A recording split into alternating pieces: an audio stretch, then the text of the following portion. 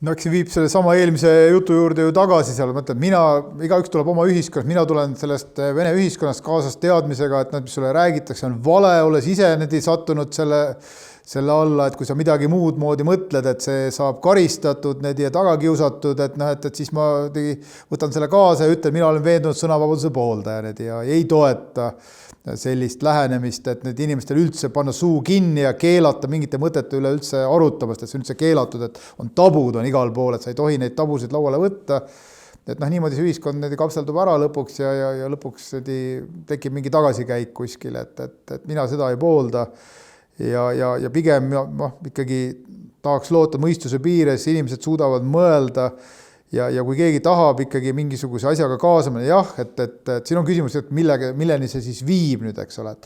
Et kui ka ülikoolis öelda, et akadeemiline vabadus, et kui see vabadus kujutad ette seal, et sa hakkad propageerima vähemuste tagakiusamist seal, eks ole.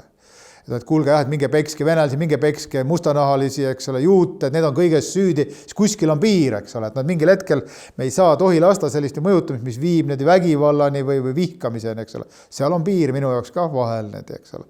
Teinekord aga see piir on õhkõrn, eks ole, et me parem igaks juhuks tõstame selle piiri kõrgemale, et nad üldse ei jõuaks nii kaugele oma mõtetena. Aga see on tegelikult ohtlik jällegi, et siis need mõtted liiguvad jälle põranda alla ja jälle tuleb mingi jama sealt kaela. Et selles mõttes on kurb jah, et me liigume ütleme selles tohutu sallimatuses,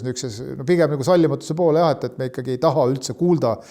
teise inimeste mõtte, me ei taha isegi kuulata teda, me ei taha teda näha niimoodi üldse, et inimene olemas on, me vaikime ta maha. No ütleme niimoodi, võib-olla halb võrdlus, aga ma olen pidanud aastaid kokku puutuma psühholoogiliste erivajaduste inimestega, tegelikult nende kinnisasutusse paigutamise teemaga, tajuma, kui palju on inimesi, kellel on tegelikult need hädad küljes, psühhiaatrilised hädad ja vaimuhaiget igat sorti.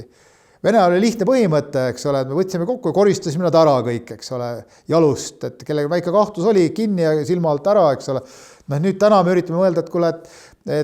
miks nad ei pea kõik ju silmalt ära, jah, nad on ebamugavat juttu ajavad meile, aga kui nad ei ole päris otseselt ohtlikud, miks nad ei või siis olla, aga samas elab ka meie ühiskonnas väga palju aru saab selline, et kõige parem oleks nad ära koristada, eks ole, sest nad on ebamugavad, me ei taha neid näha, või ütleme vigaseid ja sante, et nad on tüütud, et see arusaam elab edasi, ja samamoodi on see teiste mõtetega, et me ei taha kuulata neid mõtteid, mis meile ei meeldi, et me pigem tahaksime neid inimesi kuskile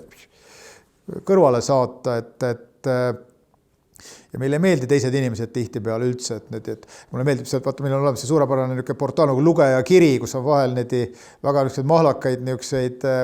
mahlakaid selliseid lugusid, mulle üks jäi väga meelde sealt, kus oli, et kampaaniad märka naabrit oli, et märka, kui naaber on midagi üle valesti ehitanud ja et sa võiksid kaevata naabri peale, et tema peaks lammutama midagi ära, see oli tohutu laviin kirju, seal olid kõik kirjutused, et tema naaber on rikkunud kõiki reegleid ja see tuleks ära lammutada ja mul meeles, et veel parem naaber ise ka Siberisse saata. Et selline lähenemine tegelikult mingil rohujuure tasandil on olemas. Ja mis on tegelikult mind natuke kurvastanud ka samad koroona ajal või üldse ka vähemustesse suhtumisel, et see meie enda loodud kuvand sellest Eesti inimesest varem, et see on suhteliselt ikka tolerantne, et see tegelikult ei vasta ikkagi tõele kahjuks.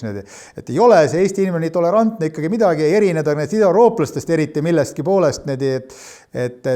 seda näitab ka siin see poliitiliste jõudude tasakaalu muutumine ja inimeste arusaam, mis teemadest ikkagi räägitakse ja mis tundub oluline, et mina võiks küsida, et siis tõesti see samasoolise teema on sellise kaaluga ühiskonnas, sellest peab nii palju patrama, eks ole, nagu seda on mõned võtnud omale lipukirjaks siin, eks ole, et ma arvan, et ei ole, et see ei vääri sellise, see ei ole sellist vajadust, aga see erutab kõiki tohutult, et võetakse pooled, pole see, et hakkas üksteist maha tegema seal, eks ole, et kas see on siis nüüd see, nagu siis see, aga tundub see ühiskond ei ole meil nii küps sugugi, et ma ütlen, et kui demokraatia on tugev, ühiskond on küps, siis ma ei näe mingit probleemi, et mingisugused ideedest keegi räägib, et nad jäävad lihtsalt naeruväärselt täna nad jäävad oma niši sinna, eks ole. Kui ühiskond on nõrk ja inimesed kaasa minna igasuguste asjadega ja see hakkab viima kuhugi, siis võib olla põhjendatud natuke teistsugune lähenemine, aga ühiskond ei saagi tugevaks, kui me kogu aeg kardame inimesi. Et ma arvan, et see on mure.